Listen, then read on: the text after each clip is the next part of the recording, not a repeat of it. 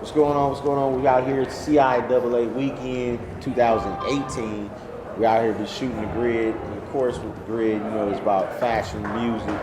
And when it comes to the music in the Carolinas, you gotta know DJ D-Tech. Yeah, something like that. Something like that. OG Boss Tec, excuse me. I know him as DJ D-Tech because I knew him when he first started DJing. Still the same, ain't never changed. Big DM. Yeah. Big DM. Actually, the DM one-on-one, right? Yeah, and that was like some of the first starts. But now Coalition DJs, and it was Carolinas, right? The beat after that. The beat, yeah. Right. And that was where you ran the beat for a long time. Mm-hmm. So let me just ask you this. How do you feel about where the Carolinas is actually with their music? I mean, it's been some time, and I've seen artists like here, Betty Ford, was it Betty Ford?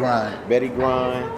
You know what I mean? Oh, and then there was also Mr. 704. I ran into him yesterday. He got a song called down Side there, Chicks. Down there in Columbia, like the first one you worked with. I was there with you, Little Root. Little Root. You know, like where do you think, or just being in Atlanta, and you know, coming from Los Angeles and being in Atlanta, just how it grew. Like, where do you think that we could do, and actually, so we can make the process even bigger, you know, today? Because I think more markets should be able to, you know, more markets should actually comply to the same. You've been doing this for 20 years, and I think that, like in Atlanta, the people got a jail, right? So what do you think that the artists should do so the jail and the bill works? I ain't gonna lie to you. The artist is doing what for here in the Carolinas. Just the Carolinas. I mean, no, the artist is doing their job of providing the good music. I can definitely say that. Okay, so the good music. That's number one. And number one. Right. And you know, at the end of the day, like I can actually say, you know, like for what I hear and see, like you know, like the Carolinas is a straight gold mine. Like we sitting on so much great talent, songwriters, producers. You feel me? And you know, they get some in the loop of doing the business, but don't get the credit for it because you got people who understand the game and taking away the credit. You feel me? Not saying they're taking away the credit, but you know, they're not giving what credit is due. Right. So you know, but at the end of the day, it's really up to the DJ. Because see, the DJ is really the cornerstone for any situation. And our DJs got to really believe and understand that our artists and our market and our music is good enough, just like anybody else.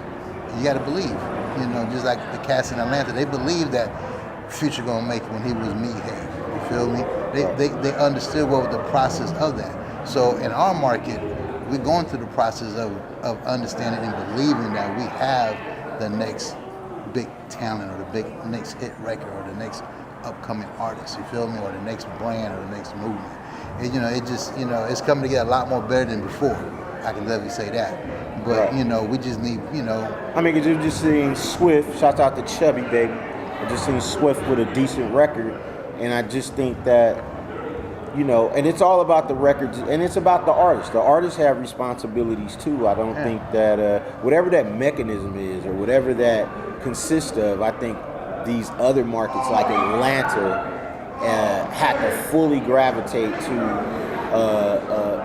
you know, the marketability and absorb, you know, a market that's next door to such a big market that built itself out in music development. Yeah. You know what I mean? Like, because when I came out of Atlanta and I was promoting those first big artists, I had to come to people like you.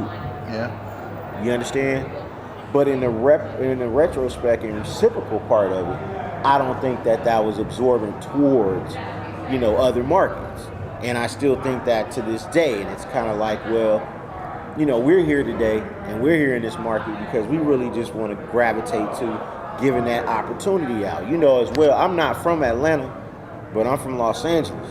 But I came in Atlanta and it based off opportunity, but then I went back to LA and I turned my city back up with YG Thai and Mustard.